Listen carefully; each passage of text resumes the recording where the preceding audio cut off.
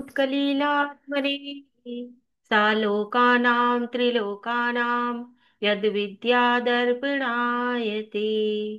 मङ्गलं भगवान् वीरो मङ्गलं गौतमो गणी मङ्गलं कुन्दार्यो जैन धर्मोऽस्तु मङ्गलम्। कल्याणी धाम हो धारितुम पाप नाश में कारण हो। भयाक्रांति जो प्राणी जग में भय का करते निवारण हो। पारावार में डूब रहे जो जीव मात्र को पोत समान। श्री जिन पारस नाथ चरण में बारंबार विनम्र प्रणाम। तरणी सौरभ सागर गुरु तारो मुझे ऋषिश। करुणा करो कर से दो आशीष। सरस्वती नमस्तुभ्यं वरदे कामे रूपिणी विद्यारंभ करिष्यामि सिद्धिर्भवतु मे सदा। जय बोले अनंतानंद सिद्ध परमेष्ठी भगवान की जय। 24 तीर्थंकरों की जय। आचार्य गुरुवर श्री 108 सौरभ सागर जी महाराज की जय। चिन्वानी माता सरस्वती माता की जय हो जय हो जय हो। कल्याण मंदिर स्तोत्र 17 काव्य हमारे पूरे हो चुके थे और आज हमारा 18, 19 और 20 ये काव्य हम यहाँ पर समझेंगे। कल एक होमवर्क दिया था, किसी ने भी नहीं किया। यंत्र के विषय में लिखने के लिए बोला था, एक ने भी नहीं किया। कोई बात नहीं, आज का और मैं आप लोगों को टाइम देती हूँ। कल तक जरूर से ये होमवर्क करेंगे। किसी न किसी यंत्र के विषय में कुछ ना कुछ आप उसके विषय में लिखेंगे, जो भी आपको उसमें समझ में आ रहा है। ठीक है। 18 नंबर का काव्य जो कि हमारा सर्प विष निवारक काव्य है, सर्प विष विनाशक काव्य है और कषाय रूपी विष का भी नाश करने वाला है। जो हमारी कषाय होती हैं, क्रोध मान माया लोभ, इन चार कषायों का भी नाश करने वाला होता है। सर्प का विष हो या फिर शरीर में किसी भी प्रकार का जहर फैल गया हो, ठीक है, किसी भी प्रकार का जहर फैल गया हो या फिर कषायों की अति तीव्रता हो, तो हम काव्य नंबर 18 करेंगे। कैसे करना है हमें? तो सबसे पहले काव्य पढ़ना है 27 बार। उसके बाद रिद्धि और मंत्र की जाप करनी है। रिद्धि है ओम रीम अरहम नमो पासे सिद्धा सुनंती नमः। मंत्र है ओम नमो सुमति देव्यै विष निर्णा शिन्यै नमः स्वाहा। ठीक है, क्या करना है? 27 बार काव्य पढ़ना है, रिद्धि मंत्र करना है। कितना बार? 7 दिन 7,000 जाप आपको पूरी करनी है। 7 दिन में 7,000 जाप आपको पूरी करनी है। इसमें हमने जो द्रव्य लिया है वो धूप द्रव्य को लिया है। ठीक है, धूप खेते हैं जैसी। तो हमें क्या करनी है? हमें रिद्धि और मंत्र की जाप धूप को खेते हुए करनी है। अगर हम घर पे कर रहे हैं तो तब भी हम धूप खेते हुए मंत्र की जाप करें। शरीर से जहर निकालने के लिए 7 मिनट तक धूप की धूनी देनी है, 23 दिन तक। ठीक है। कषायों की मंदता के लिए भी 7 दिन तक हवन करें घर के अंदर। जैसे कि अगर बहुत ज्यादा नकारात्मक ऊर्जा आपके घर में है या फिर बहुत ज्यादा क्रोध है या कोई भी मान है, इस वजह से परेशानी आ रही है, किसी भी कषाय की वजह से घर में परेशानी आ रही है, नकारात्मकता आ रही है, रिश्तों में कड़वाहट आ रही है, तो क्या करें? 7 दिन तक घर में हवन करें या फिर क्या कहते हैं, धूप लें और धूप को जलाकर, शाम को कपूर धूप आदि को जलाकर अपने पूरे घर में धूनी दे दे। ठीक है, हर कमरे में धूनी दे दे, तो उससे भी हमारी नकारात्मक ऊर्जा दूर होती है। रात से पहले ये काम कर ले, शाम ढले। ठीक है, नहीं तो 7 दिन तक हवन करे किसका? इसी काव्य की रिद्धि और मंत्र का हवन करे जाप करते हुए। तो उससे भी आपके घर में जितनी भी नकारात्मक ऊर्जा है वह दूर हो जाएगी। ठीक है। इसमें द्रव्य है धूप और दिशा है आग्नेय। आग्नेय दिशा की ओर मुख करके करें। समय ब्रह्म मुहूर्त। आसन काला और माला भी चंदन की, रंग काला। ठीक है, यानी कि काले वस्त्र। इसका जो बीजाक्षर है वो श्रीम बीजाक्षर है, जो कि विष का हरण करने वाला है। श्रीम बीजाक्षर। स्विच वर्ड है रमो पर सम राणम। चक्र है मूलाधार। और मणिपुर, दोनों चक्र है। मूलाधार चक्र भी आ जाएगा इसमें और मणिपुर चक्र भी आ जाएगा। ठीक है। इसमें जो भावना है वो है, मैं सभी प्रकार के विष से सुरक्षित हूँ। क्या है? मैं सभी प्रकार के विष से सुरक्षित हूँ। चाहे वह आपकी आत्मा के अंदर विष हो या फिर बाहर शरीर में शारीरिक रूप से कोई परेशानी हो, तो आप क्या करेंगे कि मैं सभी प्रकार के विष से सुरक्षित हूँ। ठीक है। हमने विष के लिए पहले भी बहुत सारे उपाय बताए हैं, इसमें एक काव्य और निकला था पहले, तो आप वो कर सकते हैं। ठीक है।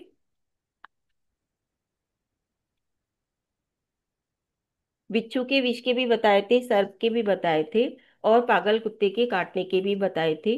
साथ ही और सारे भी हमने आपको, जहर के तो सारे के सारे ही हमने आपको इसमें बता दिए थे। ठीक है, पीछे वाले काव्य में निकले थे। तो इसमें आपको धूप का ही प्रयोग करना है। फिर उसके बाद आता है हमारा 19 नंबर का काव्य, जो कि नेत्र रोग विनाशक काव्य है। नेत्र रोग यानी कि आंखों से संबंधित जितने भी रोग हैं उनका विनाश करने के लिए ये काव्य है। और उस 19वें नंबर के काव्य से ही हमारे अष्ट प्रातिहार्य भी शुरू होते हैं। ठीक है, यहाँ से अष्ट प्रातिहार्यों का वर्णन है। तो इसमें क्या है, एक काव्य से डबल डबल बेनिफिट्स मिल रहे हैं। जैसे नेत्र रोग विनाशक तो ये काव्य है ही, लेकिन क्योंकि इसमें पहला प्रातिहार्य यानी कि अशोक वृक्ष का वर्णन है, तो अशोक वृक्ष के क्या गुण हैं, वह हमें क्या चीजें देते हैं उसके उससे, तो वो सारी चीजें भी हमारे इस काव्य से संबंधित आ जाएंगी। जैसे कि क्या कहते हैं, आंखों में पीड़ा, नेत्र संबंधित जितने भी रोग हैं उसके लिए ये काव्य है। आंखों में पीड़ा, जलन, पानी बहना, आंखें लाल होना, नेत्र ज्योति का कम होना, ये जितनी भी समस्याएं हैं इनके निवारण के लिए ये काव्य है। ठीक है। साथ ही साथ जैसे अशोक वृक्ष का वर्णन है, तो लाइफ में अगर ग्रोथ चाहिए आपको, हर क्षेत्र में अगर अपनी लाइफ में ग्रोथ चाहिए, क्योंकि अशोक वृक्ष कैसा है, ऊंचा, यानी कि बहुत ज्यादा ऊंचाई लिए हुए, यानी कि जो समव शरण में भगवान जी बैठते हैं उनके शरीर की जितनी अवगाहना होती है, ऊंचाई होती है, उससे 12 गुना ऊंचा क्या होता है, अशोक वृक्ष होता है। ठीक है। तो अशोक वृक्ष किस चीज को दर्शाता है, हाइट को, ग्रोथ को दर्शाता है। तो अगर आपको लाइफ में ग्रोथ चाहिए तब भी आप ये काव्य करेंगे, उन्नति चाहिए, ठीक है, सक्सेस चाहिए, तो उसके लिए भी आप काव्य नंबर 19 ही करेंगे।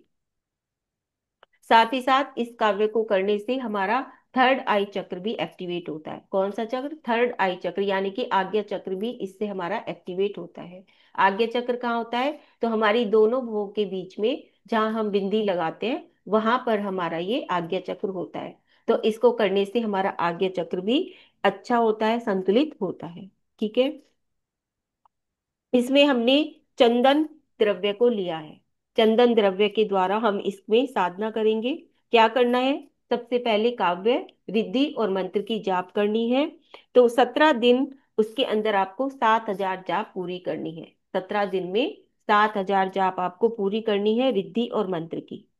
ओम ह्रीम अरहम नमो अक्खी गदे नासे नमा, ये रिद्धि है। मंत्र है ओम नमो भगवते रीम श्रीम क्लीम छाम छीम नमः स्वाहा। ठीक है। अब इसमें क्या करना है आपको, प्रतिदिन प्रभु के दर्शन करके चंदन का टीका आपको अपने आज्ञा चक्र पर लगाना है। या तो जो मंदिर में होता है चंदन का केसर का टीका आप वो लगा सकते हैं, नहीं तो आप अपना टीका जो आप सुबह साधना करेंगे उससे मंत्रित कर लीजिए चंदन को, और डेली आप ये टीका भी आप मंदिर जी में लगा सकते हैं। ठीक है। लेकिन आपको प्रभु के दर्शन डेली ही करनी है। और क्या करना है, अ, जीवन में उन्नति लाने के लिए, सक्सेस लाने के लिए आपको क्या करना है, सुबह सवेरे वृक्ष के नीचे बैठकर 5 मिनट तक ध्यान करना है। अब अगर आप कहें कि वृक्ष तो है ही नहीं, हम पार्क में नहीं जा सकते, तो आप पेड़ पौधों के साथ आप पास में रख के गमले आदि, वहां पर भी आप मेडिटेशन कर सकते हैं सुबह सुबह ब्रह्म मुहूर्त में। लेकिन अगर आप बाहर जाते हैं, पार्क आदि में जाते हैं, वहां पर वृक्ष के नीचे बैठ के अगर यह मेडिटेशन करते हैं, तो वो आपका आज्ञा चक्र ओपन करने में वो और ज्यादा, मतलब ज्यादा कार्य करेगा। ठीक है। और जो ये टीका लगाया है इससे आपके नेत्र संबंधित रोग ठीक होंगे। जो चंदन का टीके वाली रेमेडी बताई है उससे आपका आज्ञा चक्र तो ओपन होएगा ही होएगा। ठीक है। लेकिन साथ ही साथ नेत्र संबंधित जितने भी रोग हैं वह आपके ठीक होंगे, क्योंकि नेत्र में कोई भी परेशानी है तो वो क्या कहते हैं, अग्नि तत्व जब बढ़ जाता है तब नेत्रों में परेशानी होती है, तो उसको क्या करेगा ये चंदन, शीतल करेगा यानी कि ठंडा करेगा। ठीक है। दिशा इसमें आपकी नैकेत्य दिशा आएगी, समय ब्रह्म मुहूर्त, आसन हरा, माला चंदन की, और वस्त्र भी हरा। बीजाक्षर है क्रोम, जो कि नेत्रों के लिए बहुत अच्छा बीजाक्षर है क्रोम। स्विच वर्ड है नमो आकाश गामीणम, चक्र है आज्ञा चक्र, और भावना है मेरे नेत्र रोज प्रभु के दर्शन करते हैं। ठीक है, क्या करते हैं, मेरे नेत्र रोज प्रभु के दर्शन करते हैं। अब इसमें आप और क्या क्या कर सकते हैं अपनी आध्यात्मिक ग्रोथ के लिए, क्योंकि अध्यात्म से जुड़ा हुआ, क्योंकि यहाँ पे प्रातिहार्यों का वर्णन शुरू हो गया है, तो अपनी आध्यात्मिक ग्रोथ देखिए, एक ही काव्य है लेकिन तीन तीन चीज इसमें आ रही है। आप अपनी सक्सेस लाइफ में चाहते हैं, मटेरियल लाइफ में, वह भी आपको इससे मिलेगी। आध्यात्मिकता में ग्रोथ चाहते हैं, वह भी आपको इस काव्य से मिलेगा। साथ ही नेत्र संबंधित जितने भी रोग हैं उनको भी यह काव्य ठीक करेगा। तो तीन तीन चीजें आ गई। ठीक है। तो इसके लिए क्या करें आप, अष्टमी चतुर्दशी को हरी सब्जियों का त्याग करें अगर आप अध्यात्म में ग्रोथ चाहते हैं। अष्टमी चतुर्दशी को क्या कहते हैं, हरी का त्याग कर दें, हरी के बिना ही भोजन करें। साथ ही प्रकृति की रक्षा करें, अशोक वृक्ष, ग्रोथ। तो ग्रोथ कहाँ से आएगी, क्योंकि आजकल का समय कैसा है कि प्रकृति का नाश हो रहा है, तो किसी ना किसी रूप में प्रकृति की रक्षा करें। जैसे कि मतलब अगर आपको मौका मिलता है तो कहीं भी पेड़ पौधे लगा दें। ठीक है। या फिर कहीं तीर्थ क्षेत्र पर जाएं तो वहां पर जाकर पेड़ पौधे लगा दें। मतलब इस तरह से आप प्रकृति की रक्षा कर सकते हैं अगर आप अपनी लाइफ में ग्रोथ चाहते हैं। और साथ ही साथ अगर आपको आज्ञा चक्र ओपन करना है तो त्राटक कीजिए, चंद्रमा मून मेडिटेशन, यानी कि रात को चंद्रमा के नीचे बैठ के मून मेडिटेशन कीजिए, खुली छत पर बैठ के चंद्रमा को एकटक देखते हुए। त्राटक ये होता है कि आप किसी चीज को एकटक देख रहे हैं। ठीक है। जब तक भी आप देख सकते हैं अपलक झपके हुए। उसके बाद आराम से धीरे से आंखों को बंद कर लीजिए, और जो छवि आपने देखी है उस पे आंख बंद करके मेडिटेशन कीजिए कि आपको वही चीज दिख रही है। जैसे चंद्रमा का करना है, चंद्रमा को एक टक निहारते रहिए जब तक आप निहार सकते हैं। उसके बाद आराम से आंख बंद कर लीजिए, और फिर उसी छवि को जो आपने चंद्रमा को देखा है उसे आंख बंद आंख से देखते रहिए। ये होता है त्राटक। ठीक है। तो आपको क्या करना है, त्राटक करना है, यानी कि मून मेडिटेशन करना है। रात को खुली छत पे बैठ जाइए आराम से चंद्रमा के नीचे 10 बजे के करीब। ठीक है। तो इस तरह से आप ये भी कर सकते हैं।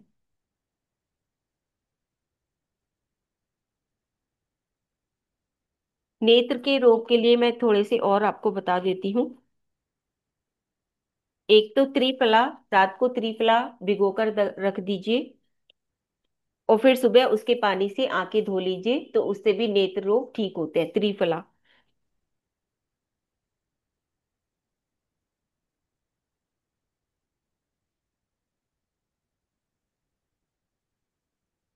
गर्मी में आंखों की खराबी में गुलाब जल का फोहा बांधने से भी आराम मिलता है। जैसे गर्मी में आंखें बहुत ज्यादा दुखनी आती हैं, ठीक है, आंखें लाल हो जाती हैं, तो उसमें गुलाब जल को भिगो लीजिए रुई में, और रुई को गुलाब जल में भिगो लीजिए और फिर वो आंखों पर बांध लीजिए, तो उससे भी बहुत ज्यादा आराम मिलता है। अनार के पत्ते पीसकर टिकिया बनाकर आंखों पर बांधने से भी लाभ होता है। अनार के पत्ते ले लीजिए, उन्हें पीस लीजिए मोटा मोटा, और फिर उसकी क्या कहते हैं आंखों पर बांध लीजिए, वो भी, तो उससे भी आराम मिलता है। काली मिर्च में को धूप में घिसकर आंखों में आंजने से भी नेत्र पीड़ा मिटती है। ठीक है। काली मिर्च को, जो हमारी थूक होती है, वैसे भी कहते हैं कि अगर आप उसको सुबह की धूप को आंखों पे लगा लेते हैं तो अंजनियारी वगैरह जो निकलती है वो ठीक हो जाती है। ठीक है। तो उसमें काली मिर्च को पीस लीजिए, हो सकता है वो आंख में चिरमिराहट भी ला दे, काली मिर्च है। ठीक है। टमाटर का को ज्यादा खाने से रतौंधी मिटती है। टमाटर, तो कहते हैं टमाटर का सूप पीना चाहिए अगर जिसकी भी आंखें कमजोर हो गई हैं, वीक हो गई हैं, जैसे बच्चे बच्चे वगैरह की, तो उसमें भी आप क्या कर सकते हैं। नहीं, जब ऑपरेशन हो गया है और उसमें लेंस लगे हुए हैं तो फिर त्रिफला का आप उपयोग मत कीजिए। ठीक है ना।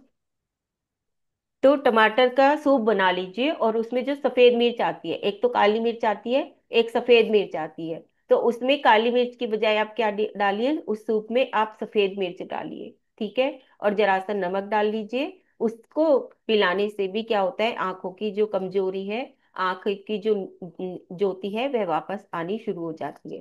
तो लेकिन डेली डेली पिलाइए। ठीक है। ये नहीं कि आपने एक कई दिन में 8 दिन में बस एक ही बार बना दिया, ऐसे नहीं। डेली पिलाइए उस सूप को, टमाटर की सूप। तुलसी के पत्तों का सरस कई बार आंखों में डालने से भी रतौंधी मिट जाती है। यानी कि तुलसी के पत्ते का रस निकाल लीजिए और वो आंखों में डालते रहिए ड्रॉप की तरह, तो उससे भी ठीक हो जाता है।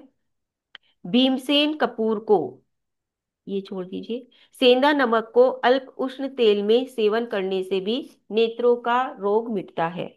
सेंधे नमक को हल्के निवाय तेल में, अल्प उष्ण तेल मतलब हल्का निवाया तेल, उसका सेवन करने से भी नेत्रों का वात रोग मिटता है। ठीक है। और क्या, आंखों में अगर दर्द है, आंखें दुखनी आ गई है, आंखों में दर्द है, तो उसके लिए क्या करिए, बादाम और कपूर को महीन पीसकर अंजन करने से, बादाम और कपूर को महीन पीस लीजिए। या फिर ये भी कर सकते हैं कि बादाम से काजल फाड़ लीजिए, बादाम से काजल फाड़ते हैं ना, जैसे बच्चों के लिए। ठीक है। बादाम और कपूर की काजल फाड़ लीजिए और वह क्या कहते हैं उसको लगाइए, तो उससे भी आंखें बहुत अच्छी हो जाती।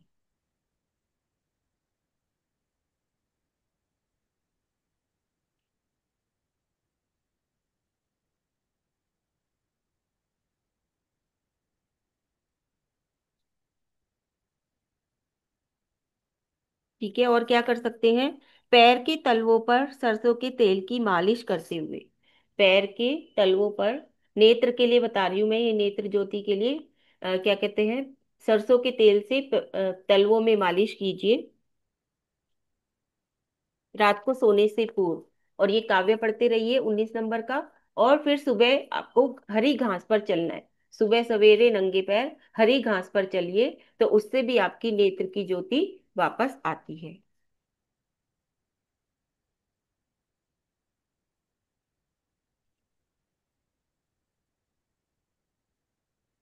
ठीक है। उसके बाद आता है हमारा काव्य नंबर 20। काव्य नंबर 20 क्या है, हमारे सतीत्व की रक्षा करता है।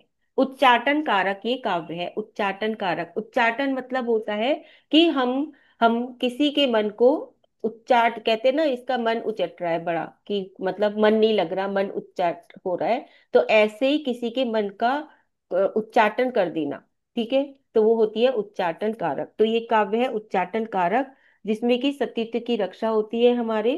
और आराधना से, इस काव्य की आराधना से जिस भी व्यक्ति का नाम लेके हम ये आराधना करेंगे तो उसका उच्चाटन होता है, यानी कि वो हमसे दूर हो जाता है। मान लीजिए कोई दुष्ट प्रवृत्ति का इंसान है और वो उस गलत निगाहें गलत नजरें हैं, तो उसका उच्चाटन हो जाएगा अगर हम इस काव्य की आराधना करेंगे। ठीक है। तो उससे क्या होगा, हमारे सतीत्व की रक्षा होगी। और क्या है इसमें, दुष्ट व्यक्ति के मन की प्रवृत्ति बदल जाती है। अगर कोई दुष्ट व्यक्ति है और उस वह हमारे बारे में बुरा सोचता है, तो उसके उसके मन का उच्चाटन हो जाता है और उसकी मन की प्रवृत्ति बदल जाती है। चंचल मन शांत हो जाता है। ठीक है। इसमें हम भी आ जाएंगे, अगर हमारा भी मन चंचल हो रहा है तो वह भी शांत हो जाता है, या सामने वाले का मन भी शांत हो जाता है। साथ ही इसमें पुष्प वृष्टि प्रातिहार्य का वर्णन है। कौन सा प्रातिहार्य, पुष्प वृष्टि। अब पुष्प क्या है, पुष्प तो वैसे ही अपने आप में खुशी का प्रतीक है, प्रसन्नता का प्रतीक है। जब भी प्रेम का प्रतीक है, पुष्प को देखते हैं तो यानी कि खुशी, जब भी हमारे घर में कोई खुशी होती है तो हम क्या करते हैं, सबसे पहले सजावट करते हैं पुष्पों के द्वारा, है ना। तो पुष्प क्या लाते हैं, एक खुशी लाते हैं, प्रसन्नता लाते हैं। जब भी हम बगीचे में जाते हैं किसी पुष्पों की, तो वहां पर क्या होती है, हमें प्रसन्नता होती है, हमारा सारा मानसिक तनाव दूर हो जाता है ना। पुष्पों की यही होती है। तो जब भगवान जी की के समोशरण लगता है तीर्थंकर भगवान का, तो देव प्रसन्न होकर पुष्प वृष्टि करते हैं। ठीक है। यानी कि पुष्पों के द्वारा उनके ऊपर वर्षा करते हैं। तो इससे क्या होता है कि इस काव्य के द्वारा हम अपने भक्ति के पुष्प को भी खिला सकते हैं। यानी कि इस काव्य में हम इतनी भक्ति करें कि हमारा भक्ति का पुष्प खिल जाए, और उस भक्ति के पुष्प से ही हमारी जो आत्मा जो में जो पुष्प है वह भी खिल जाए। ठीक है। तो हम अपनी आत्मिक गुणों का विकास कर सकते हैं इस काव्य के द्वारा, भक्ति के द्वारा। ठीक है। मित्रता के पुष्प खिला सकते हैं हम इसमें, और इसमें हम क्या कहते हैं, वात्सल्य के, करुणा के पुष्प भी खिला सकते हैं। तो हमारे अंदर जितने भी विकारी भाव है, इसमें आ जाएगा कि अपनी जितनी भी विषय वासनाएं हैं हमारी, उनको कंट्रोल में करना। ठीक है, पांच इंद्रिय के जितने भी विषय हैं उनको कंट्रोल करके, और इससे हम भक्ति, करुणा, वात्सल्य, प्रेम आदि के पुष्प को खिला सकते हैं। ठीक है। इसमें जो आ जाएगा काव्य, रिद्धि और मंत्र, 49 दिन तक अ, आपको 51,000 इसमें जाप करनी है। ठीक है, कितनी करनी है? 51,000 आपको इसमें जाप करनी है। कुदृष्टि अगर किसी की है तो वह भी दूर हो जाती है, इसमें यह भी है। इसकी जो रिद्धि है, ओम ह्रीं अरम नमो गिल बिल पासे नमः। मंत्र है ओम भगवते ब्राह्मणे नमः स्वाहा। रिद्धि और मंत्र की जाप मैंने आपको बताई दी। इसमें रिद्धि की जाप आप किससे कीजिए? रिद्धि मंत्र की जाप पीले पुष्प समर्पित करते हुए करनी है आपको। ठीक है, आप चांदी के पुष्प भी ले सकते हैं, पीले पुष्प भी ले सकते हैं, या फिर जो ओरिजिनल पुष्प आते हैं आप वो भी इसमें ले सकते हैं। घर के साउथ वेस्ट में आप सफेद रंग के फूल रखिए, तो उससे भी क्या होएगा कि आपके घर का वातावरण अच्छा होएगा। साथ ही पीली दाल या पीले लड्डू भी आप बांट सकते हैं। ठीक है, पीली दाल या फिर पीले लड्डू आप इसमें बांट सकते हैं। इसमें द्रव्य नैवेद्य भी आ गया और पुष्प भी आ गया। लड्डू किस में आ गए? नैवेद्य में आ गए। और जो पुष्प है वह उसमें पुष्पार्चना, आप बता ही दिया है कि पुष्पों के द्वारा अर्चना कीजिए। अपने घर में पुष्प रखिए। दिशा ईशान आ गई। समय ब्रह्म मुहूर्त। आसन इसमें लाल, माला भी लाल, और इसमें जो रंग है वह भी लाल रंग का आ जाएगा। आप पीला भी ले सकते हैं, पीले वस्त्र, पीला आसन, पीली माला, या फिर लाल वस्त्र, लाल आसन और लाल माला, आप दोनों ले सकते हैं इसमें। बीजाक्षर है ग्लोम, जो कि स्तंभन बीज है। और स्विच वर्ड है नमो आसी विसाणम।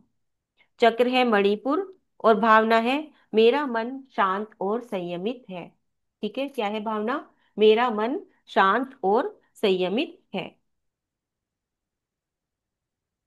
ठीक है, तो इसमें यही है कि आप हमेशा प्रसन्न रहें। जितना प्रसन्न रहेंगे उतना आपके मन में पुष्प खिलेंगे, भक्ति के पुष्प खिलेंगे। साथ ही नेचर से जुड़े, नेचर से जितना भी जुड़ेंगे, सारे काव्यों में यही है, क्योंकि नेचर क्या है, हमें सबसे ज्यादा हील करती है। ठीक है, तो प्रकृति के साथ जितना हम जुड़ते हैं उतना उतना ही हमें फायदा होता है। और क्या कर सकते हैं इसमें? आप व्यायाम कर सकते हैं, वॉकिंग मतलब घूमना कर सकते हैं, योगा कर सकते हैं, मेडिटेशन कर सकते हैं, स्वाध्याय कर सकते हैं, जर्नलिंग कर सकते हैं। जर्नलिंग मतलब लिखना, आपके मन में जो भी भाव आ रहे हैं उनको लिखना, ये आपकी जर्नलिंग हो गई। क्योंकि जब हम लिखते हैं ना और फिर उसको पढ़ते हैं, तब हमें खुद समझ में आता है कि हमने क्या लिखा है। ठीक है, क्योंकि हम सोचते तो बहुत कुछ है, लेकिन जब हम लिखते हैं जो हमारे विचार हैं, तो हम खुद ही हंसते हैं कि ये हमने क्या लिखा है, हमारे अंदर कैसे कैसे विचार आते हैं, हम कितने निगेटिव है और कितने पॉजिटिव है। जर्नलिंग से ये भी पता चलता है कि हमारे विचार कितने अच्छे हैं और कितने बुरे हैं। ठीक है, साथ ही साथ सांसों पर नियंत्रण, यानी कि सांसों पर मेडिटेशन करना, कि आप जैसे सोहम वाला है, सोहम कीजिए अपनी सांसों पर सारा ध्यान लगाकर, और वो मेडिटेशन करना, इससे भी आपको इसमें फायदा होएगा। साथ ही ग्राउंडिंग करिए। ठीक है, ग्राउंडिंग का बताया ही था, नेचर के साथ रहना, पानी में हाथ पैर डाल के रखना, मिट्टी हाथ में लेना। तो ये सब चीजें क्या होती है? ये सब चीजें हमें ग्राउंडिंग करती हैं। साथ ही साथ ज्यादा से ज्यादा पानी पीना, और वातावरण बदले, अपने घर का वातावरण बदले। ठीक है, तो इससे क्या होएगा? हमारे घर में खुशियां आएंगी, प्रसन्नता आएगी, और हमारे अंदर मित्रता के भाव आएंगे, वात्सल्य के भाव आएंगे, करुणा के भाव आएंगे। ठीक है, तो इस प्रकार से हमारे ये 3 काव्य हो जाते हैं, 18, 19 और 20। कोई क्वेश्चन हो किसी का तो पूछ सकते हैं, नहीं तो फिर हम आगे चलेंगे हीलिंग की ओर। हाँ रेखा जी।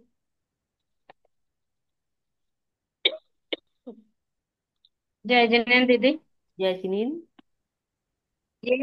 ये ये जो आप बोले अभी घास में चलना, हम्म। तो अपन लोग के में तो बोलते नहीं है ना कि घास में चलो, वो तो हाँ एक केंद्रीय जीव है बोले। हाँ, ये बात तो सही है। लेकिन अगर देखिए, हमें क्या कहते हैं, थेरेपी लेनी है, अगर आपके मन में ये है तो आप मत चलिए। मिट्टी मिट्टी के साथ आप बैठ के ग्राउंडिंग कर सकते हैं अपनी। लेकिन आंखों के लिए हमेशा कहा जाता है कि हरी घास पर चलिए। ये एक थेरेपी है, अगर आप थेरेपी के रूप में लेंगे तो आप हो सकता है कि मतलब जितने दिन आपको आवश्यकता हो उतने दिन चल लीजिए। नहीं तो और बहुत सारी चीजें बताइए, आप वो कर लीजिए। ठीक है। मेरे मन में शंका आई तो पूछ ली। नहीं नहीं, वो अच्छी बात है, पूछने चाहिए प्रश्न। लेकिन हर चीज को लगा लेना चाहिए। अब जैसे कहते हैं, बहुत से लोग कहते हैं कि क्या कहते हैं, दीपक नहीं जलाना चाहिए, दीपक जलाने से हिंसा होती है। लेकिन आप अपने घर में भी तो अग्नि जलाते हो ना, जलाते हो कि नहीं जलाते हो? उसके बिना तो आपका कुछ नहीं हो सकता, घर का कार्य है ना। या तो आप वो भी बंद कर दो, घर के वो कार्य करने भी तो बंद कर दो। तो इसीलिए कहते हैं हाँ कि हाँ, जिस वो चीज तो का है ही। उद्देश्य उद्देश्य देखना चाहिए कि हमारा उद्देश्य क्या है और हमारे भाव क्या है। ठीक है ना। लेकिन फिर भी अगर आपके मन में शंका है, नहीं चल सकते हैं, तो नहीं, आप जैसे कि घास में आप बोले चलना, तो वो अपन जानबूझ के चलेंगे ना। एक अनजाने में होता है और एक जानबूझ के अपन चल रहे हैं उसमें। दीपक आप जानबूझ के चला जला रहे हो कि अनजाने में जला रहे हो? बताओ। नहीं नहीं, ये बताओ ना मुझे आप आरती कर वो रहे तो हो, लाइट दीपक में भी जला रहे हो। वैसे ही बोलते हैं कि लाइट भी मत चालू करो। बस। कितने हाँ मंदिरों देखो, में तो तो लाइट भी चालू नहीं इसीलिए करते मैंने हैं। कहा है कि भाव देखने चाहिए अपने। लेकिन फिर भी अगर आपको लगता है कि नहीं, क्योंकि देखिए ऐसे तो बहुत सारी चीजें हैं, कहते हैं कि जल का एक जीवों को बचाओ, पानी नहीं बहाओ, लेकिन पानी बहाते हैं ना हम लोग, हर कार्य करते हैं, गृहस्थ में रह के हर कार्य करते हैं। लेकिन अगर कोई चीज थेरेपी के लिए, अब दवाई भी मना करते हैं, कितनी ज्यादा दवाइयाँ जो आयुर्वेदिक दवाइयाँ मना कर देते हैं कि नहीं खाओ, कितनी ज्यादा अशुद्ध है वो तो, घास पे चलने से भी ज्यादा अशुद्ध है। लेकिन दवाई खाते हैं कि नहीं खाते? देखो आयुर्वेदिक आप, दवाई। हम्म। देखो दीदी, आपकी इच्छा नहीं है, एलो है। क्योंकि उन्होंने सिर्फ एक थेरेपी बताई है आपको। आपका क्वेश्चन एकदम सही था, नहीं चलना चाहिए, लेकिन एक थेरेपी के माध्यम से उन्होंने बोला है। अगर आप में आपके मन में कोई शंका है तो आप मत चलो दीदी। हाँ। नहीं नहीं, मैं तो बस पूछ ली ऐसे ही। हाँ नहीं, हाँ, अच्छी कोई बात बात है नहीं, आपने पूछना पूछा। ही चाहिए। पूछना ही चाहिए, देखो एक क्लास है, हर एक डिफिकल्टी पूछेंगी ही अपनी। लेकिन एक थेरेपी के माध्यम से उन्होंने ये उपाय बताया है। जब ये मेरे मन में आया कि कोई ना कोई तो ये शंका जरूर पूछेगा कि हम तो हर एक रास्ते पर चलते नहीं है, फिर क्या करें। ये जब मनीषा दीदी बोल रही थी, तब आपने किसी ने देखा भी होगा कि मैं हंस गई उस टाइम पे कि ये सवाल कुछ ना कुछ तो इस क्लास में पूछेगा। कोई बात नहीं, ये सॉरी इसके। आरती ने भी हैंड रेज किए हैं दीदी। नहीं हाँ नहीं नहीं, सॉरी की बात नहीं दीदी, पूछना ही चाहिए। ये अच्छी बात है, पूछना चाहिए। लेकिन देखिए, बताना मेरा काम था, क्योंकि पैरों के लिए कहा जाता है हरी घास पे चलना। ठीक है। नहीं चलना है तो और भी बहुत सारी चीजें बताई हैं ग्राउंडेड होने के लिए, आप वो कीजिए। हाँ। आरती। हाँ, रिद्धि मंत्र के आखिर में नमः ऐड करना पड़ेगा ना, हाँ, क्योंकि बुक में नहीं है। बुक में नहीं है। हाँ, ओके जी। आप ऐसे भी पढ़ सकते हैं, नमः से भी कर सकते हैं। एक्चुअली मुझे आदत है नमः बोलने की, क्योंकि मैं इनके रोज हाँ, अर्घ चढ़ा के आती हूँ, तो वो ऑटोमेटिकली मेरे मुंह से निकल जाता है। तो इसलिए आप। ओके। पहले भी है, कोई ऐसी बात नहीं है कि ओम रीम अरहम नमो ये पहले लिखा हुआ है नमो। तो आप अगर बाद में नहीं भी इसमें लिखा हुआ है तो भी कोई बात नहीं, क्योंकि नमो पहले लिखा हुआ है रिद्धि में ना। हाँ। मंत्र में तो आगे बराबर में लिखा हुआ है नमः स्वा, तो स्वा मत बोलिए, नमः बोल सकते हैं। और रिद्धि में जो है पहले नमो लिखकर फिर आगे रिद्धि पूरी की गई है। हम्म। इसीलिए मैंने कहा आप बोल भी सकते हो, नहीं भी बोल सकते, दोनों कर सकते हैं वो। मेरे को आदत है तो वो मेरे मुंह से अपने आप ऑटोमेटिकली निकल जाता है नमः। ठीक है। और किसी को? चलो दीदी। हाँ ठीक है। जय जिनेन्द्र। सभी अपनी आंखें कोमलता से बंद कर दीजिए और ऐसे धारणा करें कि हम अंतरिक्ष भगवान पारसनाथ के मंदिर में बैठे हैं, और वहां से उनके दाहिने पैर के अंगूठे से एक गोल्डन कलर की ऊर्जा निकल रही है। वो गोल्डन कलर की ऊर्जा मानो कल्याण मंदिर का आशीर्वाद बनकर, आचार्य श्री सौरभ सागर जी का आशीर्वाद बनकर, मनीषा दीदी और हम वो ऊर्जा इतने आत्मसात कर रहे हैं कि उस ऊर्जा से हमारे सभी मन की इच्छाएं पूरी हो रही है, पूरी हो रही है, पूरी हो रही है। तो तमसो परवादिनोऽपि नूनन्विवो हरिहरादि धिया प्रपन्ना किं काच कामलिभिरीश सितोऽपि शङ्खो न ब्रूयते विविधवर्ण विपर्ययेण। ॐ ह्रीं अर्हं नमो पास सिद्धा सुनन्ति नमो नमः। ॐ नमो सुमति देवे विष निरनाक्षिणे नमो नमः। अब यहाँ से भगवान के अष्ट प्रात्यार्य शुरू हो जाते हैं। हम ऐसी धारणा करें कि नैनगिरी पार्श्वनाथ भगवान के मंदिर में, जहाँ पर भगवान अशोक वृक्ष के नीचे अपने स्फटिक सिंहासन पर बैठे हैं, और वो सिंहासन 3 परकोटे का है। पहला परकोटा है चांदी का, दूसरा परकोटा है सोने का, और तीसरा परकोटा है रत्न जड़ित का। ऐसे सिंहासन पर, ऐसे समवसरण में हमारे नैनगिरी के पारसनाथ भगवान बैठे हैं। धर्मोपदेश समये सविधानुभावा दास्तांजनो भवति ते तरुरप्यशोक अभ्युद्गते दीनपतो समहीरोऽपि किंवा विबोधमुपयाति न जीवलोक। ॐ ह्रीं अर्हं नमो अक्षिगदे नासये नमो नमः। ॐ नमो भगवते ह्रीं श्रीं क्लीं शां शीं नमः स्वाहा। अब हम ऐसी धारणा करें कि ऐसे मंदिर में, श्री कचनेर पार्श्वनाथ भगवान के मंदिर में हम बैठे हैं। वहाँ भगवान पर 64 इंद्र चवर डुला रहे हैं और देवी देवतियां पुष्पों की वृष्टि कर रहे हैं। ऐसी धारणा हमको करना है, और ये पुष्प प्रातिहार्य का हम सब ध्यान कर रहे हैं। चित्रं विभो कथमवाडमुखवृत्तमेव विश्वपतस्य विरला सुरपुष्पवृष्टि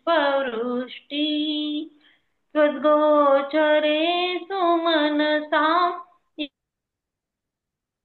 मुनीश गच्छन्ति नूनमदये वहि बन्धनानि।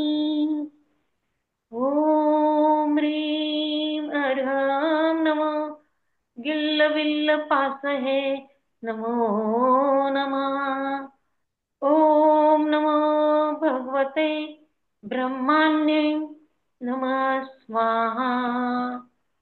ॐ ह्रीं श्रीं ॐ ह्रीं श्रीं ॐ ह्रीं श्रीं 108 पार्श्वनाथाय नमो नमः। ॐ ह्रीं श्रीं 108 पार्श्वनाथाय नमो नमः। ॐ ह्रीं श्रीं 108 पार्श्वनाथाय नमो नमः। हम अब सही ऐसी धारणा कर रहे हैं कि 108 पार्श्वनाथ के दाहिने पैर के अंगूठे से जो गोल्डन कलर की ऊर्जा निकली है, वो गोल्डन कलर की ऊर्जा हमारे पूरे शरीर में, हमारे पूरे परिवार में, हमारे पूरे घर में वो ऊर्जा वास कर रही है। और उस ऊर्जा के कारण हमारे बिगड़े हुए काम ठीक हो गए हैं, हमारी तकदीर खुल गई, मनोकामनाएं पूरी हो गई है, पूरी हो गई है। चाहे किसी को स्वास्थ्य खराब हो, चाहे किसी को कोई भी प्रॉब्लम हो, वो सब प्रॉब्लम सुन के दूर हो गए हैं, दूर हो गए हैं।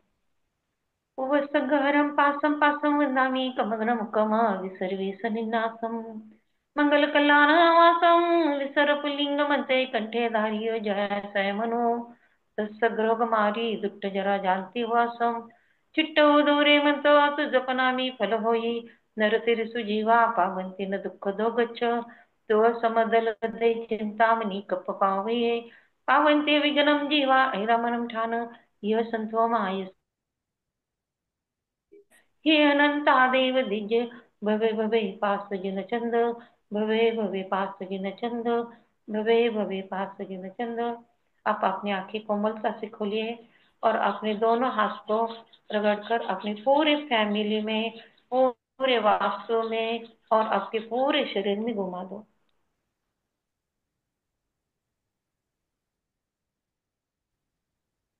जय जिनेन्द्र।